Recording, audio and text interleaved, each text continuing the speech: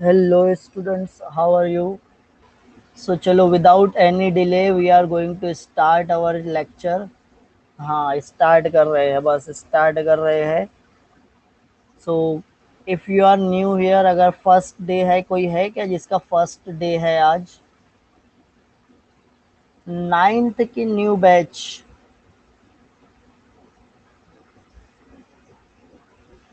कल का लेक्चर नहीं हो पाया, कल थोड़ा सी मेरी तबीयत सही नहीं थी.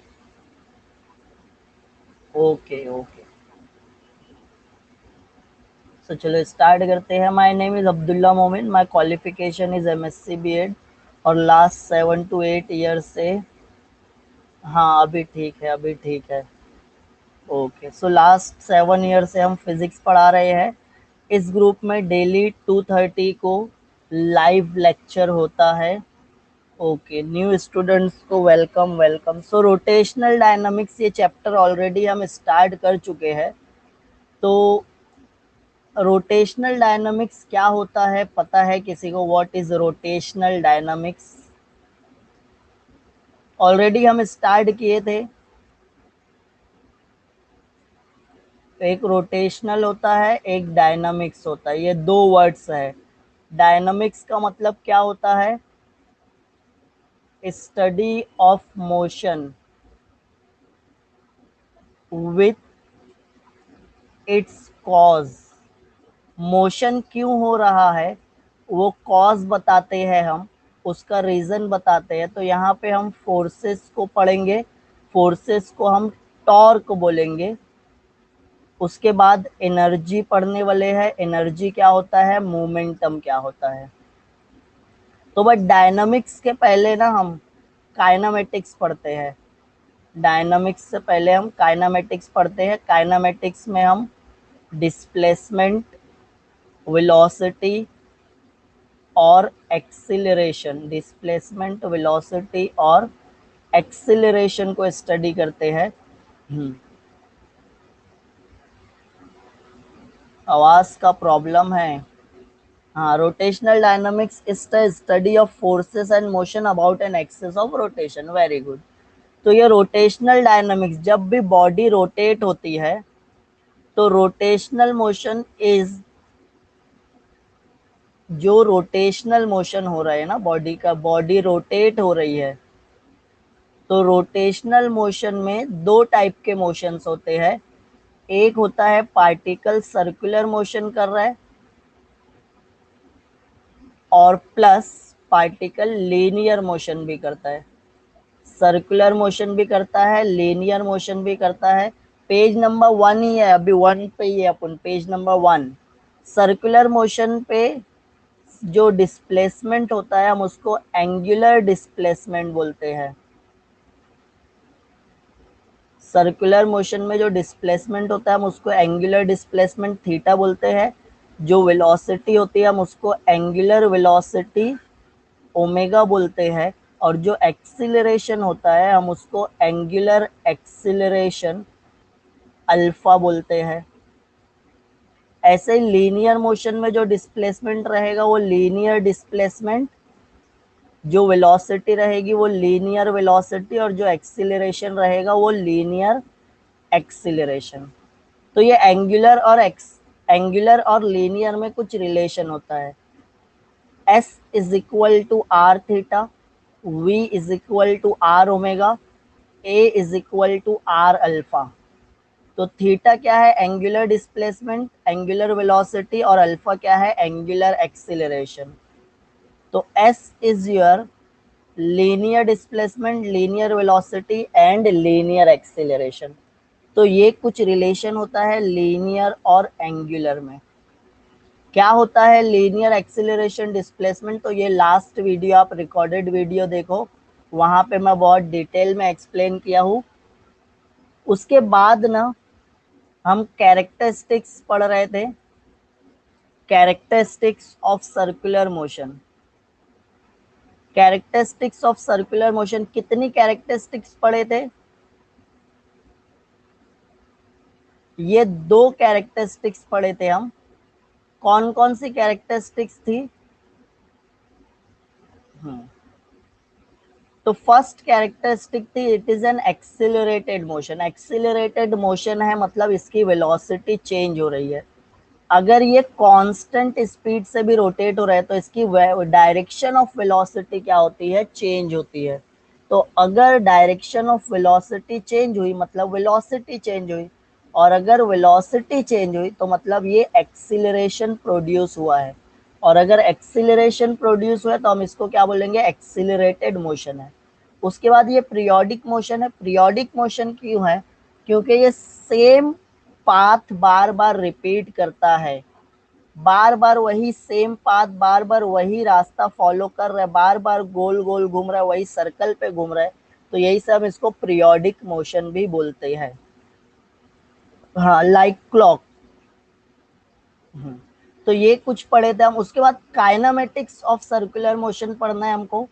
काइनेमेटिक्स ऑफ सर्कुलर मोशन में हम एक्सीलरेशन, वेलोसिटी और डिस्प्लेसमेंट पढ़ेंगे। बट उससे पहले टाइम पीरियड क्या होता है। टाइम पीरियड मतलब time taken by the particle to complete one revolution is called as time period. तो सपोज करते हैं एक पार्टिकल क्या कर रहा है, सर्कुलर मोशन परफॉर्म कर रहा है। अब जब ये पार्टिकल सर्कुलर मोशन परफॉर्म कर रहा है तो सपोज करते हैं वो पॉइंट ए पे है। वो पॉइंट ए से स्टार्ट हुआ और फिर से पॉइंट ए पे आ गया।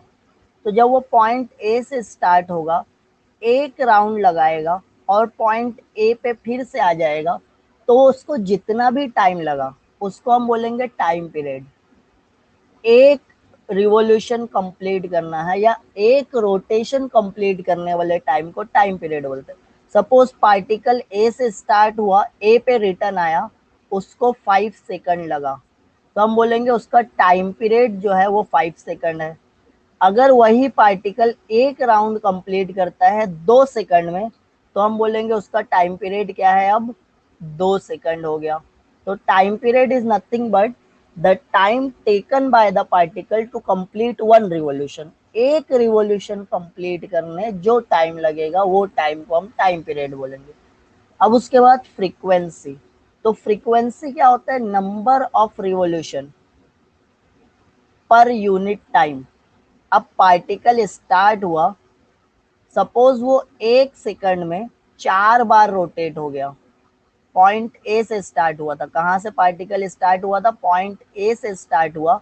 पॉइंट ए से जब वो स्टार्ट हुआ तो एक रोटेशन कंप्लीट किया, फिर दूसरा रोटेशन कंप्लीट किया, फिर तीसरा रोटेशन कंप्लीट किया। ऐसे 1 सेकंड में वो कितनी बार रोटेट हो गया, 4 बार रोटेट हो गया। तो हम बोलेंगे उसकी फ्रीक्वेंसी है n which is equal to 4 hertz. Number of revolution, कितनी बार रिवॉल्व हुआ है, 4 बार रिवॉल्व हुआ है या 6 बार रिवॉल्व हुआ है या 10 बार रिवॉल्व हुआ है, कितने टाइम में, 1 सेकंड में। 1 सेकंड में कितनी बार रिवॉल्व हो रहा है। Hertz is the unit of frequency. Hertz का मतलब है, ये होता है एस आई यूनिट। किसका यूनिट है, फ्रीक्वेंसी का है। तो फ्रीक्वेंसी का एस आई यूनिट हर्ट्स होता है और ये दोनों रेसिप्रोकल होते हैं। फ्रीक्वेंसी और time period are reciprocal of each other. क्योंकि मैं फ्रीक्वेंसी क्या लिखता हूँ, frequency is equal to number of revolution per unit time. एक यूनिट टाइम में कितने नंबर ऑफ रिवॉल्यूशन हुए हैं। तो अगर नंबर ऑफ रिवॉल्यूशन हुआ है 1, तो 1 रिवॉल्यूशन को जो भी टाइम लगेगा उसको मैं क्या बोलूंगा, टाइम पीरियड, राइट। तो नंबर ऑफ रिवॉल्यूशन हुआ है 1, तो मैं बोलूंगा frequency is equal to 1/t। Frequency, number of revolution हुआ है 1 और जो भी टाइम लगा that is equal to time period. तो फ्रीक्वेंसी का फॉर्मूला क्या हो जाएगा, 1/t। अब मेरे पास एक और फॉर्मूला है। कौन सा फॉर्मूला है, ओमेगा का। ओमेगा क्या है, एंगुलर वेलोसिटी है। एंगुलर वेलोसिटी बोलो या एंगुलर स्पीड बोलो। तो एंगुलर वेलोसिटी या एंगुलर स्पीड ओमेगा को कैसे मैं डिफाइन करूंगा, एंगुलर डिस्प्लेसमेंट मतलब थीटा अपॉन टाइम टी। तो जब पार्टिकल एक रिवॉल्यूशन करता है, पार्टिकल कितनी बार रिवॉल्व हुआ, एक बार, पॉइंट ए से स्टार्ट हुआ, तो जब वो पॉइंट ए पे था तो मैं एक unit vector sorry radius vector बना दिया r1। फिर ये जब पार्टिकल एक राउंड कंप्लीट किया तो ये कितना एंगल डिस्क्राइब किया सेंटर में, तो ये सेंटर में 360 डिग्री एंगल डिस्क्राइब किया और 2 पाई रेडियन, और इसको जो भी टाइम लगा that time is equal to time period. तो omega is equal to 2 pi by capital T हो जाता है। ये है एंगुलर फ्रीक्वेंसी का फॉर्मूला इन 1 रिवॉल्यूशन। एक रिवॉल्यूशन में उसकी एंगुलर फ्रीक्वेंसी क्या लिखोगे, 2 पाई बाय टी। हाँ, आरपीएम में भी देखते हैं और आरपीएस में भी देखते हैं। एंगुलर वेलोसिटी का डायमेंशन L0 M0 T-1। इसका SI यूनिट होता है रेडियन पर सेकंड। रेडियन का कोई डायमेंशन नहीं होता, पर सेकंड मतलब T⁻⁻1 हो जाएगी।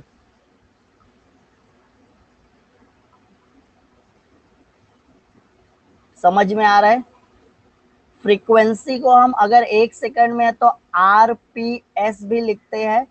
RPS और हर्ट्ज सेम है, और इसको हम RPM भी लिखते हैं। What is RPS? RPS का मतलब होता है रिवॉल्यूशन पर सेकंड। एक सेकंड में कितनी बार रिवॉल्व हुआ, तो इसी को RPS को तो हम हर्ट्ज बोलते हैं। बट अगर RPM है मतलब रिवॉल्यूशन पर मिनट, एक मिनट में कितनी बार रिवॉल्व होगा। अब मैं अगर बोल रहा हूं कि एक पार्टिकल का RPS फ्रीक्वेंसी कितनी है, 4 RPS, तो इसको हम 4 हर्ट्ज भी लिखते हैं। बट अगर फ्रीक्वेंसी को मैं बोल रहा हूँ 4 RPS है, तो ये कितना RPM हो जाएगा। अगर एक सेकंड में 4 बार रिवॉल्व हो रहा है तो एक मिनट में कितनी बार रिवॉल्व होगा। हाँ मिलेगा, पोस्ट कर देता हूं मैं ग्रुप पे। अगर पार्टिकल एक सेकंड में 4 बार रिवॉल्व हो रहा है तो एक मिनट में 4 इंटू 60 240 टाइम्स रिवॉल्व होगा। समझ में आ रहा है। अब हमको जो चीज पढ़ना है ना वो है यूनिफॉर्म सर्कुलर मोशन। बहुत इंपॉर्टेंट है, इसको शॉर्ट फॉर्म में हम UCM बोलते हैं। UCM पढ़े हो क्या कभी?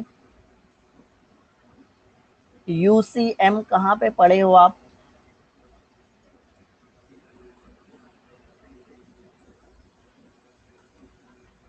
किनको मैं 11th पढ़ाया हूँ, 11th में शिवम था, 9th में पढ़े हैं, 11th में नहीं पढ़े हैं। 11th में third chapter motion in a plane में लास्ट पार्ट में हम यूनिफॉर्म सर्कुलर मोशन पढ़े हैं, 11th में थर्ड चैप्टर। तो यूनिफॉर्म का मतलब क्या होता है, यूनिफॉर्म का मतलब होता है कांस्टेंट, कांस्टेंट या सेम। तो ऐसा सर्कुलर मोशन जिसमें पार्टिकल सेम स्पीड से मूव हो रहा है या सेम स्पीड से रिवॉल्व हो रहा है। During the circular motion if the speed of the particle remains constant, अगर पार्टिकल की स्पीड कांस्टेंट है तो it is called as uniform circular motion. Constant speed से मूव हो रहा है मतलब अगर एक पार्टिकल सर्कुलर मोशन परफॉर्म कर रहा है, वो पॉइंट ए से स्टार्ट हुआ,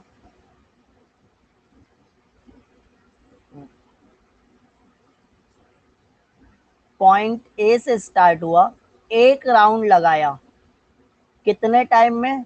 2 सेकंड में। फिर नेक्स्ट राउंड भी कंप्लीट कर रहा है, कितने सेकंड में? 2 सेकंड में। फिर नेक्स्ट राउंड कंप्लीट किया, कितने सेकंड में? 2 सेकंड में। तो हर राउंड लगाने इसको उतना ही टाइम लग रहा है, तो हम बोलेंगे उसकी स्पीड सेम है। तो अगर स्पीड सेम है तो ये वाला कौन सा मोशन हो जाएगा? यूनिफॉर्म सर्कुलर मोशन हो जाएगा। Motion of the tips of the hands of the clock, velocity change होगी बट स्पीड सेम रहेगी। हाँ, तो अगर मैं tips of hands of clock second hand की बात करता हूँ, सेकंड हैंड मतलब सेकंड का कांटा, सेकंड का कांटा 12 से स्टार्ट होता है और रिटर्न एक बार घूम के 12 पे चले जाता है, कितना टाइम लगता है?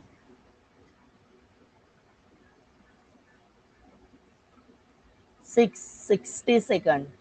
तो सेकंड हैंड को 60 सेकंड, फिर नेक्स्ट टाइम भी वो इतना ही टाइम लेगा। तो हम बोलेंगे ना कि जो क्लॉक की हैंड्स है, जो घड़ी का कांटा है, वो सेम स्पीड से घूम रहा है। तो अगर घड़ी का कांटा सेम स्पीड से घूम रहा है मतलब वो क्या कर रहा है? यूनिफॉर्म सर्कुलर मोशन परफॉर्म कर रहा है। अच्छा, अब क्या हो रहा है? यूनिफॉर्म सर्कुलर मोशन में सिर्फ direction of its velocity change हो रही है, उसकी वेलोसिटी की डायरेक्शन चेंज हो रही है और वो हमेशा क्या रहेगी? टेंजेंशियल रहेगी। नॉन यूनिफॉर्म में होता है।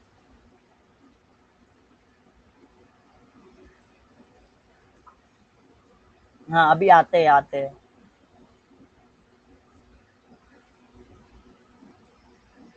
तो अब अगर पार्टिकल पॉइंट ए पे है, तो पॉइंट ए पे अगर मेरे को वेलोसिटी की डायरेक्शन बताना है तो वेलोसिटी की डायरेक्शन कैसे बताएंगे? पॉइंट ए पे वेलोसिटी क्या होगी? टेंजेंट बनाएंगे।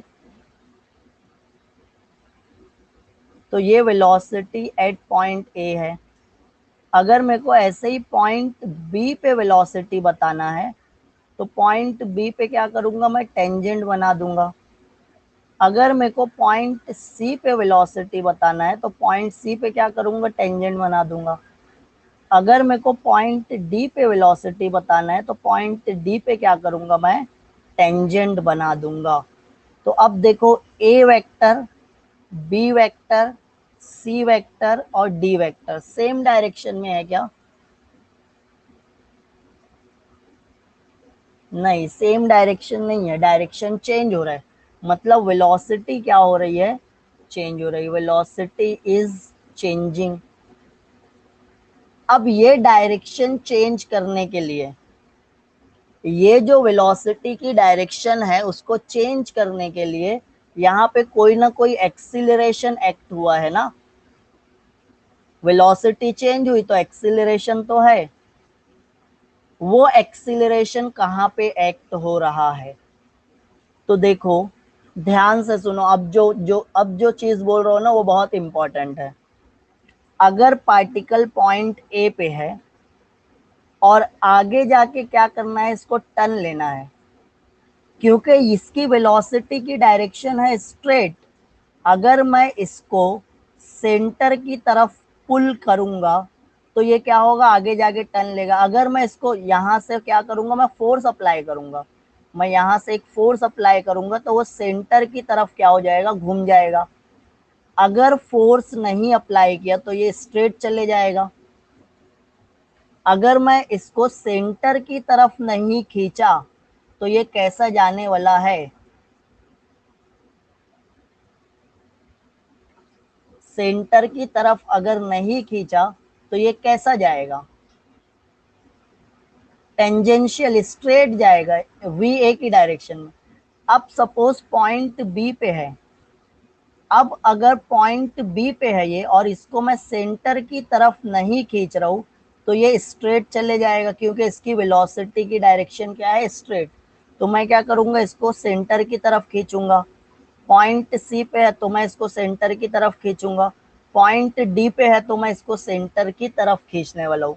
तो मेरे को हर पॉइंट पे इसको सेंटर की तरफ खींचना पड़ेगा, जैसे ही मैं सेंटर की तरफ खींचना बंद कर दिया, अब मैं इसको सेंटर की तरफ अगर पुल नहीं किया तो ये सीधा चला जाएगा।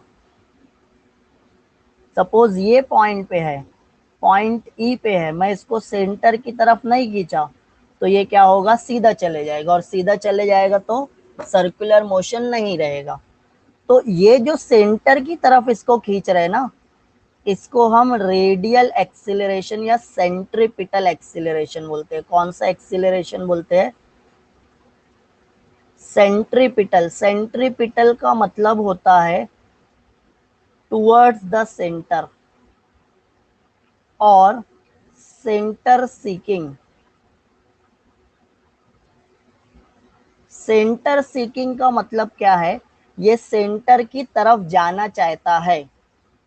सेंट्रीपिटल का मतलब होता है टुवर्ड्स द सेंटर। तो सेंटर की तरफ जो एक्सीलरेशन है वो हम बोलेंगे सेंट्रीपिटल एक्सीलरेशन है, और रेडियल एक्सीलरेशन भी बोलते हैं।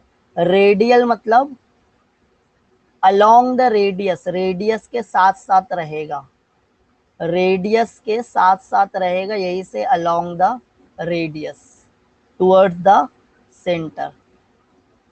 समझ में आ गया? तो रेडियल भी बोलेंगे, सेंट्रीपिटल भी बोलेंगे। देखो, so the acceleration in UCM is called as centripetal और रेडियल एक्सीलरेशन। जो एक्सीलरेशन होता है यूसीएम में वो सेंट्रीपिटल होता है या रेडियल होता है, और उसका फॉर्मूला ये हम 11th में किया है डेरिवेशन। तो radial acceleration is equal to minus omega r square. अब ये माइनस साइन क्यों है? निगेटिव साइन क्या इंडिकेट कर रही है? Vector r and vector a r oppositely directed. Negative sign क्या इंडिकेट करती है? Vector r. अब वेक्टर आर है क्या? तो वेक्टर आर आपका है रेडियस वेक्टर।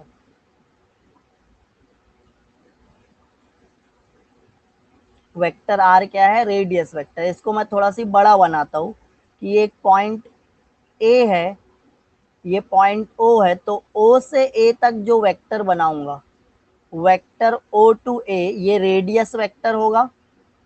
ये क्या होगा? रेडियस वेक्टर होगा। बट सेंट्रीपिटल एक्सीलरेशन या रेडियल एक्सीलरेशन क्या है? Towards the centre. तो ये रेडियस वेक्टर है और उसके अपोजिट सेंट्रीपिटल एक्सीलरेशन है। तो ये दोनों वेक्टर आर और vector a r opposite direction में, यही से निगेटिव साइन। मैग्नीट्यूड के फॉर्म में हम इसको कैसे लिखेंगे? A r is equal to omega square r, और v का फॉर्मूला क्या होता है? R omega. तो v स्क्वायर क्या हो जाएगा? आर स्क्वायर ओमेगा स्क्वायर, और ओमेगा स्क्वायर क्या हो जाएगा? v square by r square. समझ में आ रहा है? रेडियल एक्सीलरेशन क्या है? आर ओमेगा स्क्वायर, और v is equal to r omega होता है। तो अगर मैं v स्क्वायर कर दिया तो आर स्क्वायर ओमेगा स्क्वायर हो जाएगा, और omega square can be written as v by r square. ये v इधर आ गया, सॉरी ये r इधर आ गया, तो मैं ओमेगा स्क्वायर की जगह पे क्या लिखूंगा? v square upon r square. ये एक r और ये एक r कैंसिल हो गया, तो v स्क्वायर अपॉन आर। तो ये देखो v स्क्वायर अपॉन आर, ये आ गया। अब मेरे पास v ओमेगा, इसका एक और फॉर्मूला होता है, क्या होता है? v ओमेगा होता है। ब्रिक आउट सर, हाँ ये लेंगे लेंगे। ये फर्स्ट पॉइंट, सेकंड पॉइंट समझ में आया? v ओमेगा स्क्वायर होना चाहिए। कौन सी इक्वेशन नहीं समझा? ये फर्स्ट वाली इक्वेशन या सेकंड वाली इक्वेशन? फर्स्ट वाली इक्वेशन, ये फॉर्मूला है सेंट्रीपिटल एक्सेलरेशन का, इसका डेरिवेशन हम 11th में किए हैं। This is from 11th standard text book. इसका पूरा डेरिवेशन है 2 पेज का। हम्म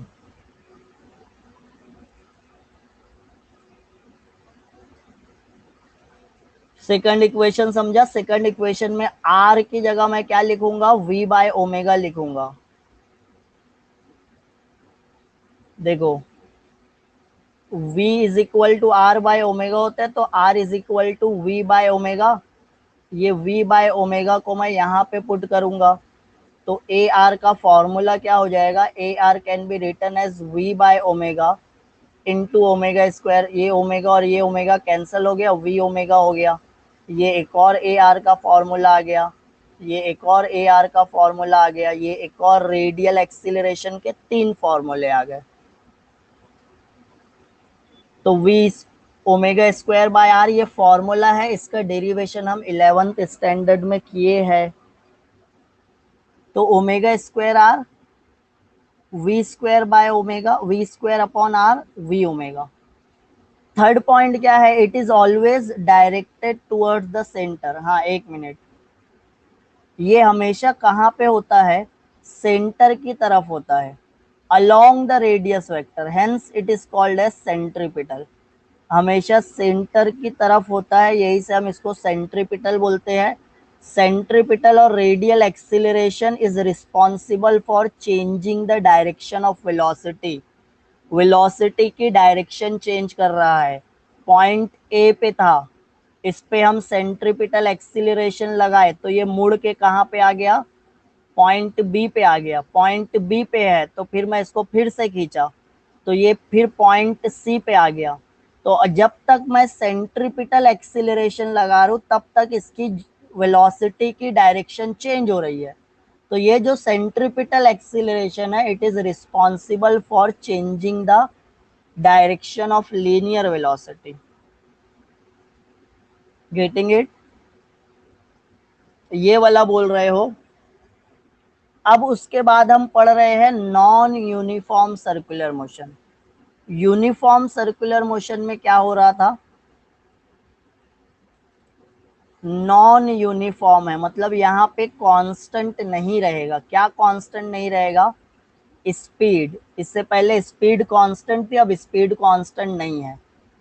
during circular motion if the speed of the particle changes with time, अगर स्पीड टाइम के साथ साथ चेंज हो रही है तो it is called as non uniform circular motion. अब यहाँ पे क्या होता है, जब आप फैन स्विच ऑफ करते हो या स्विच ऑन करते हो, जैसे ही फैन स्विच ऑफ किए, पहले रुका हुआ था, स्विच ऑन कर दिए तो वो घूमने लगेगा। घूमने लगेगा तो उसकी स्पीड इंक्रीज होते जाएगी, थोड़े टाइम के बाद कांस्टेंट हो जाएगी। फिर उसको ऑफ कर दिए, कांस्टेंट स्पीड से रोटेट हो रहा था, ऑफ कर दिए तो स्लो होते जाएगा, स्लो होते होते वो रुक जाएगा। मतलब उसकी स्पीड क्या हो रही है, चेंज हो रही है, स्पीड इंक्रीज हो रही है या स्पीड डिक्रीज हो रही है। तो उसको हम नॉन यूनिफॉर्म सर्कुलर मोशन बोलेंगे। एग्जाम्पल क्या है, when fan is switched on और ऑफ। अब ये नॉन यूनिफॉर्म में एक्सीलरेशन क्या होता है, नॉन यूनिफॉर्म सर्कुलर मोशन में ये जो एक्सीलरेशन रहेगा वो क्या है। तो देखो यहाँ पे हम क्या पढ़े थे,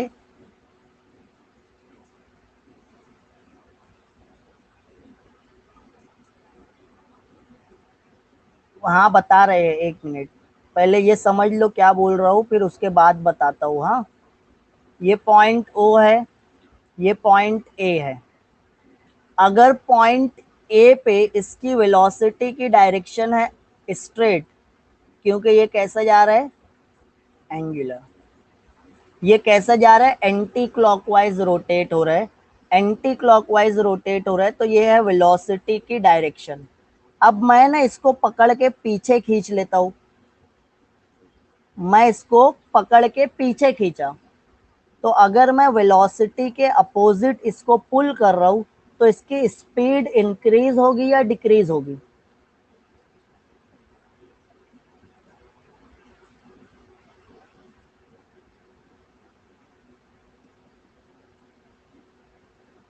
डिक्रीज होने वाली है। तो स्पीड चेंज हुई, स्पीड चेंज करने के लिए मेरे को एक्सीलरेशन लगाना पड़ा, और अगर जो डायरेक्शन में ये मूव हो रहा है मैं इसको वही डायरेक्शन में पुश कर दिया, तो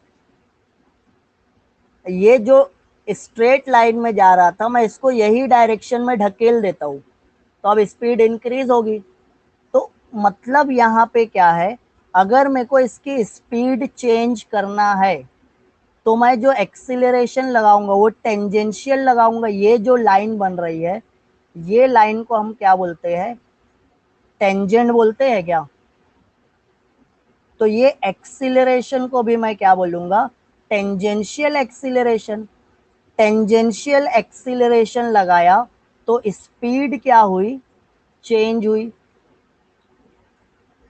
स्पीड चेंज करने का काम कौन किया, स्पीड चेंज करने का काम टेंजेंशियल एक्सीलरेशन किया। और डायरेक्शन चेंज करने का काम कौन किया, इसको मैं अगर सेंटर की तरफ खींच लिया, फिर ये पॉइंट बी पे आया, सेंटर की तरफ खींच लिया, तो सेंट्रीपिटल एक्सीलरेशन। तो रेडियल एक्सीलरेशन उसको सेंटर की तरफ खींच रहा है, टेंजेंशियल एक्सीलरेशन उसकी स्पीड इंक्रीज और डिक्रीज कर रहा है। तो नॉन यूनिफॉर्म में क्या होता है, टेंजेंशियल एक्सीलरेशन होता है। समझ में आ रहा है, नॉन यूनिफॉर्म में क्या होता है, टेंजेंशियल एक्सीलरेशन होता है। अच्छा, नॉन यूनिफॉर्म में रेडियल है क्या, नॉन यूनिफॉर्म में रेडियल है क्या, या सेंट्रीपिटल है क्या, सेंटर की तरफ खींचना पड़ेगा क्या। मतलब अगर सेंटर की तरफ नहीं खींचूंगा तो सीधा चले जाएगा, फिर सर्कुलर मोशन रहेगा क्या। हमको सीधा जाने नहीं देना है, हमको उसको मोड़ना है, तो मेरे को सेंटर की तरफ तो खींचते रहना पड़ेगा। तो सर्कुलर मोशन है मतलब सेंट्रीपिटल तो है, बट टेंजेंशियल एक्सीलरेशन किसमें होता है, फर्स्ट पेज है, फर्स्ट पेज है। नॉन यूनिफॉर्म और यूनिफॉर्म, स्पीड चेंज कहां पे हुई, जहां पे स्पीड चेंज हुई वहां पे टेंजेंशियल था, जहां पे स्पीड कांस्टेंट थी वहां पे टेंजेंशियल नहीं था। समझ में आ रहा है, तो कहां पे स्पीड चेंज हुई, देखो अब पिछली स्लाइड कौन बोल रहा था, फटाफट ले लो screenshot. For non-uniform circular motion, the magnitude of radial acceleration is not constant. ये constant नहीं होता. The acceleration responsible for changing the magnitude of velocity. Velocity के magnitude को हम क्या बोलते हैं, speed बोलते हैं. And it is directed along and opposite to the velocity. और इसकी डायरेक्शन क्या होगी, या तो वेलोसिटी की डायरेक्शन में रहेगा या तो वेलोसिटी के अपोजिट, हेंस ऑलवेज टेंजेंशियल। तो ये हमेशा क्या रहेगा, tangential, and is called as tangential acceleration. और इसको हम क्या बोलेंगे, टेंजेंशियल एक्सीलरेशन बोलेंगे। समझ में आया क्या, ये सब पॉइंट समझ में आ रहे हैं, किसी को कुछ डाउट है क्या। चलो एक ब्रेकआउट लू, यहाँ ब्रेकआउट, यस। ये जो एक्सक्लामेशन और इक्वल टू है ना, ये नॉट इक्वल है। हाँ, ये एक्सक्लामेशन और इक्वल दिखेगा एक साथ, तो अगर एक साथ दिख रहा है तो वो नॉट इक्वल वाला सिंबल है। अगर A R and A T represent radial and tangential acceleration, so the motion of the particle will be uniformly circular.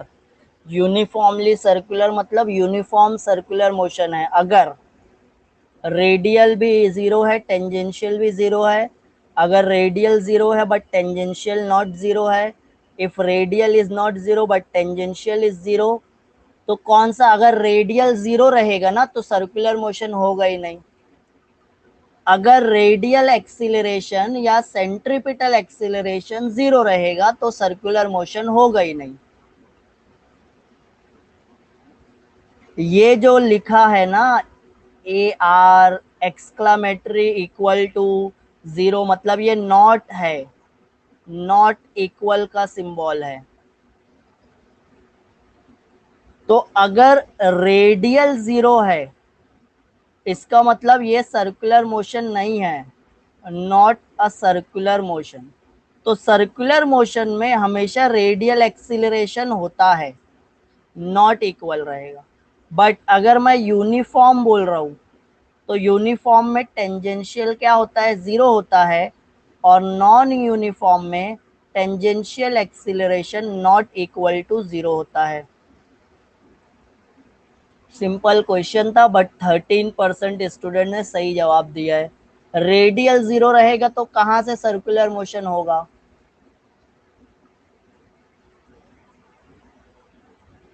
चलो ठीक है।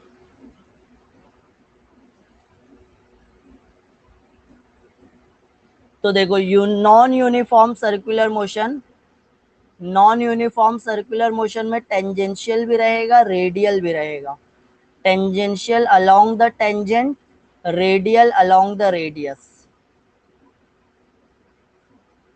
ये डिफरेंस है, यूनिफॉर्म और नॉन यूनिफॉर्म में डिफरेंस है। Distinguish between uniform and non uniform, तो circular motion with constant speed is called uniform, circular motion with speed changes is called non uniform. In uniform circular motion, UCM मतलब uniform circular motion, magnitude of radial acceleration is constant. Non uniform में radial acceleration constant नहीं रहता, क्योंकि ए का formula क्या है, r omega square. यहाँ पे ओमेगा कांस्टेंट है, मतलब ए आर भी कांस्टेंट या ए सी भी कांस्टेंट। यहाँ पे A R not constant, constant नहीं रहेगा, क्योंकि ओमेगा क्या हो रहा है, चेंज हो रहा है। यूनिफॉर्म में टेंजेंशियल एक्सीलरेशन 0 होता है, नॉन यूनिफॉर्म में tangential acceleration not 0। Angular acceleration 0, क्योंकि एंगुलर वेलोसिटी है कांस्टेंट। अगर वेलोसिटी, एंगुलर वेलोसिटी कांस्टेंट है, तो एंगुलर एक्सीलरेशन 0 होगा। अगर एंगुलर वेलोसिटी कांस्टेंट नहीं है, मतलब चेंज हो रही है, तो एंगुलर एक्सीलरेशन भी 0 नहीं रहेगा। एग्जाम्पल क्या है, motion of the tip of the hands of the clock, motion of the particle of the fan when it switched on और ऑफ। समझ में आ रहा है? सब पॉइंट्स क्लियर है क्या यूनिफॉर्म और नॉन यूनिफॉर्म के?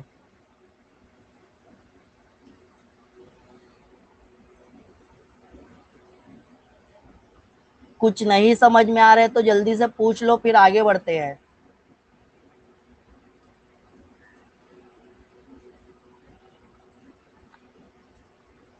दिख रहे ना स्क्रीन? स्क्रीन दिख रहा है? सब समझ में आ रहा है? अरे भैया, अभी तो ब्रेकआउट लिए, फिर से ब्रेकआउट। हाँ रुको, थोड़ा सी सबर। Let's move ahead sir. Fourth point, acceleration, angular acceleration. Alpha को हम क्या बोलते हैं? ये अल्फा है, ये है एंगुलर एक्सीलरेशन। एंगुलर एक्सीलरेशन मतलब change of angular velocity with time. Time के साथ साथ ओमेगा चेंज हुआ क्या? तो अगर स्पीड कांस्टेंट है, तो एंगुलर स्पीड कांस्टेंट है, एंगुलर स्पीड इज कांस्टेंट। तो अगर ये कांस्टेंट है, तो ये 0 रहेगा, चेंज नहीं हो रहे टाइम के साथ साथ। ओमेगा मीन्स, अरे बाप रे, omega means angular speed. Angular speed बोलो या एंगुलर वेलोसिटी बोलो, एक ही बात है। जब मैं ओमेगा के ऊपर बार लगा दिया तो एंगुलर वेलोसिटी, जब सिर्फ ओमेगा लिख रहा हूँ तो स्पीड। जैसे वी के ऊपर बार लगाया तो वेलोसिटी, सिर्फ वी लिखा तो स्पीड, सिर्फ मैग्नीट्यूड।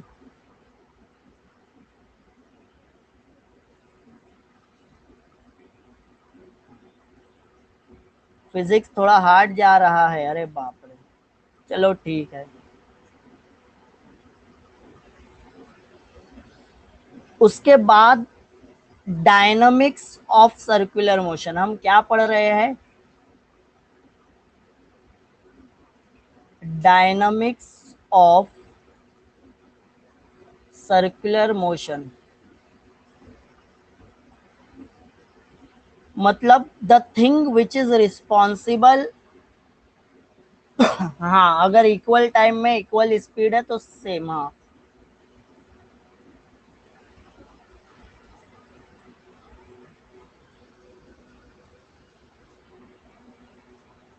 विथ कॉज, कॉज मतलब बेसिकली हमको मेन कॉज क्या लगता है मोशन का, कि force.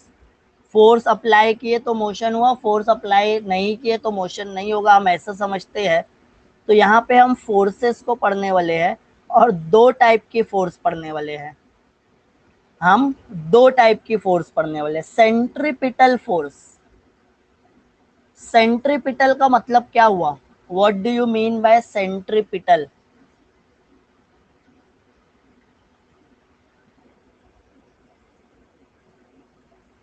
Centre seeking, very good, centre की तरफ वाली फोर्स।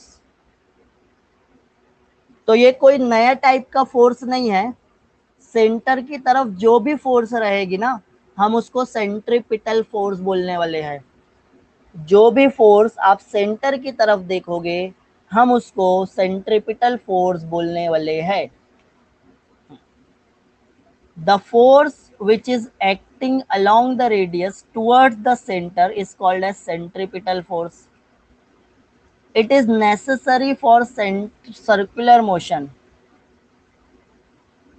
इससे पहले मैं बता चुका हूँ, एक्सीलरेशन में अगर एक पार्टिकल सर्कल के सरकमफ्रेंस पे मूव हो रहा है, और उसको अगर मैं सेंटर की तरफ नहीं खींचा, ये इस पे सेंटर की तरफ फोर्स नहीं अप्लाई किए, तो ये सर्कुलर मोशन परफॉर्म कर पाएगा क्या? नहीं। तो अगर सर्कुलर मोशन हो रहा है, तो there should be a centripetal force. किसकी वजह से हो रहा है? सेंट्रीपिटल फोर्स की वजह से हो रहा है। अगर सेंट्रीपिटल फोर्स नहीं रहेगी तो सर्कुलर मोशन नहीं होने वाला है। कोई ना कोई फोर्स तो उसको सेंटर की तरफ पुल कर रही है, तभी तो सर्कुलर मोशन हो रहा है। सर्कुलर मोशन हो और सेंटर की तरफ फोर्स ना हो, ये होगा नहीं। Getting it?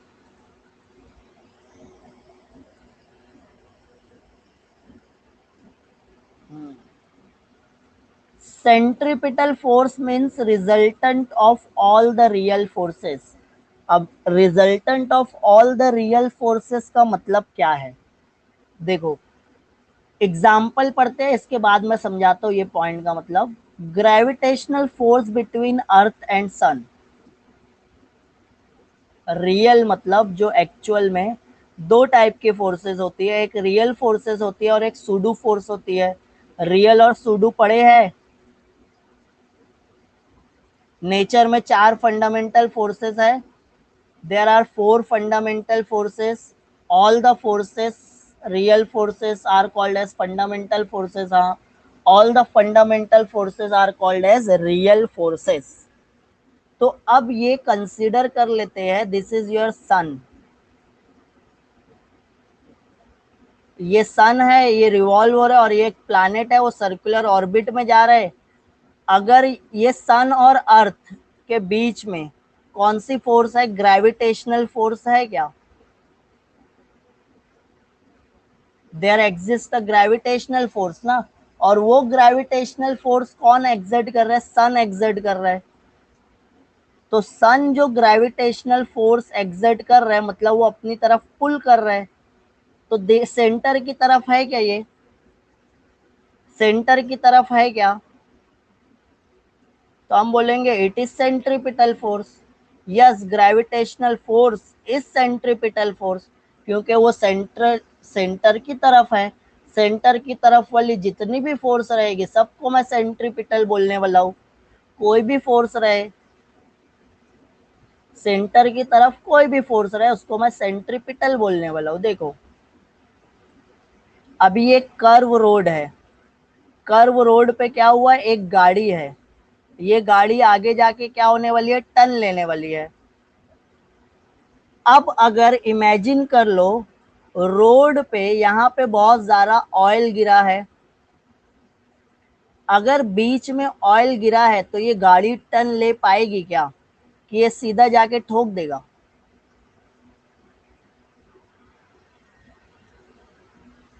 ऑयल की वजह से ये टर्न नहीं ले पाएगा, ठोक देगा। हाँ, तो ऑयल नहीं है मतलब क्या है, फ्रिक्शन है वहां पे। कौन सी फोर्स है, फोर्स ऑफ फ्रिक्शन। ऑयल नहीं है, रोड सूखा है, तो क्या हो गया, फोर्स ऑफ फ्रिक्शन है। फोर्स ऑफ फ्रिक्शन क्या करती है, गाड़ी को होल्ड करके रखती है, गाड़ी को सेंटर की तरफ पुल कर रही है। कौन सी, फोर्स ऑफ फ्रिक्शन। अगर ये फोर्स ऑफ फ्रिक्शन को जीरो करना है तो मैं क्या किया, ऑयल गिरा दिया। ऑयल गिरा दिया तो फोर्स ऑफ फ्रिक्शन अब नहीं है, तो अब सर्कुलर मोशन नहीं हो पाया। तो सर्कुलर मोशन के लिए कौन सी फोर्स चाहिए आपको, आप हाईवे पे गाड़ी चला रहे हो, टर्न लेना है, तो अगर ऑयल गिरा रहा तो लोगे क्या, सर्कुलर मोशन होगा। तो हमको फ्रिक्शन वाली फोर्स चाहिए, और वो फ्रिक्शन वाली फोर्स कहाँ पे खींचती है, सेंटर की तरफ। सेंटर की तरफ है क्या, सेंटर की तरफ है क्या? अगर सेंटर की तरफ है तो यही तो है सेंट्रीपिटल। सेंट्रीपिटल का मतलब क्या हुआ, सेंटर की तरफ। यहाँ पे सेंटर की तरफ कौन सी फोर्स है, फोर्स ऑफ फ्रिक्शन। तो मैं बोलूंगा force of friction is centripetal force, क्योंकि ये सेंटर की तरफ वाली फोर्स है। Got it, understood.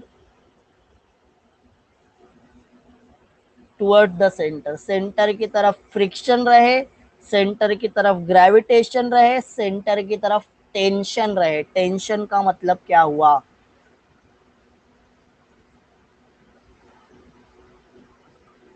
एक धागा लो, धागे के एक एंड पे स्टोन टाई कर दो, और अब ये स्टोन को क्या करना है, घुमाना है। तो अगर ये स्ट्रिंग टाइट रहेगी, टाइट रहेगी तभी सर्कुलर मोशन होगा ना, कि लूज में भी सर्कुलर मोशन हो जाएगा। ऐसा देखे हो क्या, लूज है और सर्कुलर मोशन हो रहा है। टाइट होगा तभी सर्कुलर मोशन होगा। तो ये टाइटनेस को ही तो हम टेंशन बोलते हैं। टेंशन क्या है, फोर्स है। अगर टेंशन नहीं होगा तो सर्कुलर मोशन नहीं होगा, और अगर सर्कुलर मोशन नहीं हो रहा है मतलब टेंशन नहीं है। समझ में आ रहा है? तो टेंशन की डायरेक्शन क्या होगी ये बताओ, डायरेक्शन ऑफ टेंशन।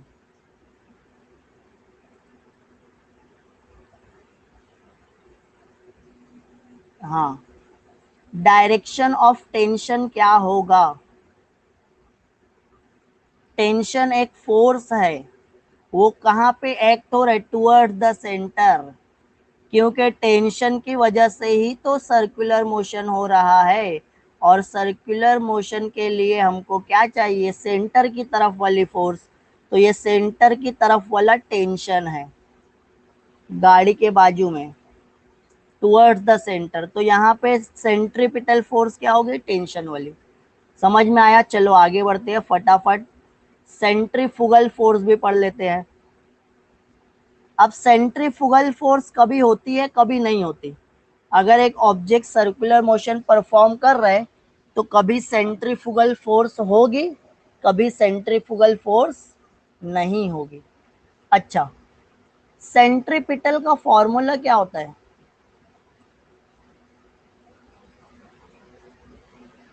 फोर्स का फॉर्मूला क्या है? फोर्स का फॉर्मूला होता है mass into acceleration.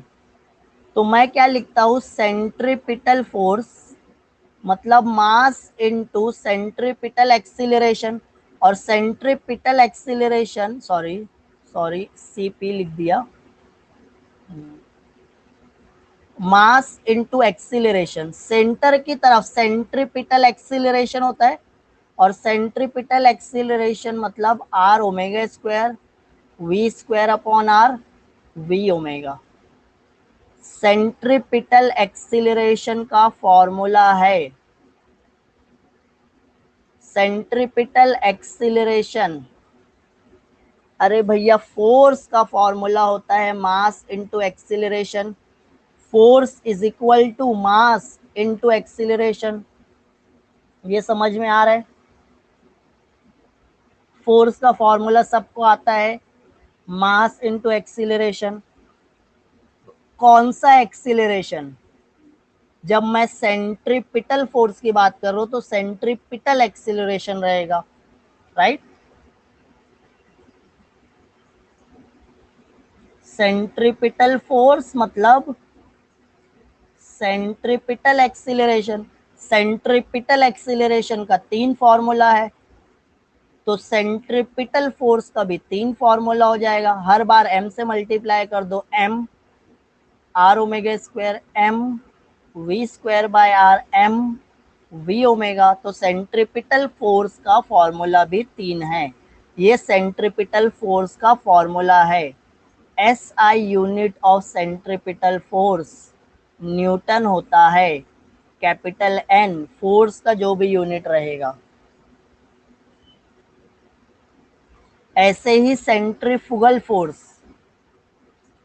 Centrifugal force को हम सूडो फोर्स बोलते हैं, बिकॉज जब गाड़ी में आप बैठ के टर्न ले रहे हो तो गाड़ी में जो बैठा है अगर वो सडनली गाड़ी टर्न लेती है तो आउटवर्ड डायरेक्शन में कोई पुश एक्सपीरियंस करते हो क्या आप?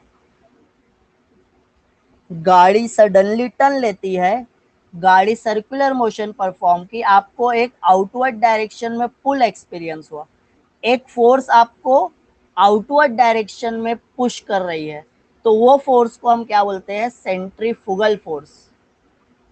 So the force which is acting along the radius away from the center is called as centrifugal force. It is not a real force, ये pseudo force है। नेट pseudo force जो भी रहेगा, consider a person sitting in a merry-go-round, as it starts moving the person experiences outward pull। ये झूले में बैठ के हम एक गोल गोल घूम रहा है झूला, एक झूला क्या हो रहा है? गोल गोल घूम रहा है, उसमें आप बैठे हो तो आप आउटवर्ड डायरेक्शन में पुल एक्सपीरियंस करोगे। That is due to the centrifugal force. बाहर जो ढकेल रही है वो सेंट्रीफुगल, अंदर जो खींच रही है आउटवर्ड। सेंट्रीफुगल मतलब आउटवर्ड। फॉल्स फोर्स, सेंटर से दूर वाली फोर्स, सेंटर से दूर वाली force.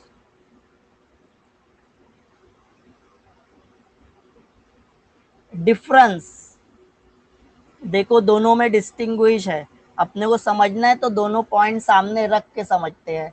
The force which is x along the radius towards the centre, the force which x along the radius away from the centre.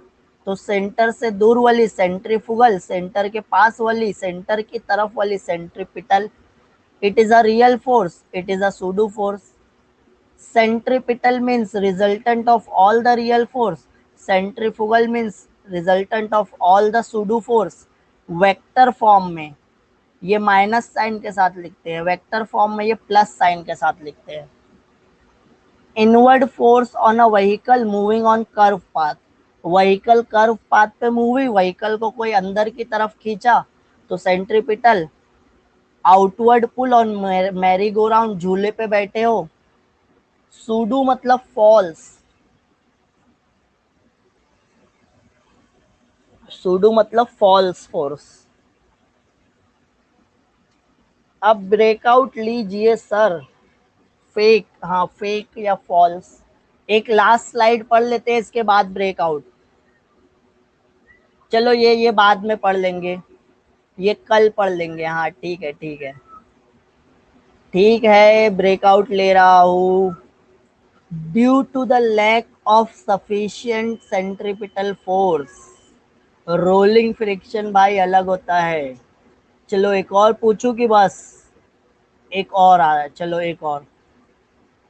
Uniform circular motion है, uniform circular motion पे कौन सा acceleration होता है, centripetal या tangential?